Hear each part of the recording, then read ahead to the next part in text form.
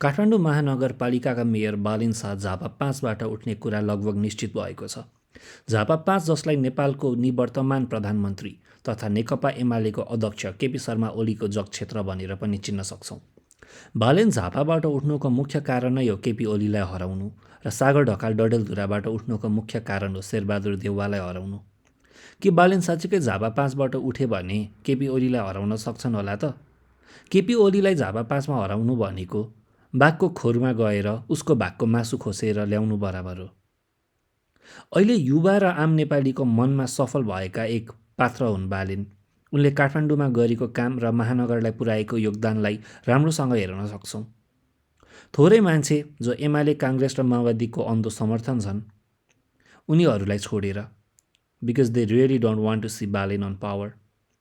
कोहीले आफ्नो social मिडियाबाट manipulate गरेर भ्रम छर्ने काम पनि गरिरहेका छन्। इफ बालेन साँच्चीकै झापा 5मा उठे भने त्यहाँका मान्छेहरूले कसलाई भोट दिन्छन् होला त? बालेनलाई कि केपी ओलीलाई?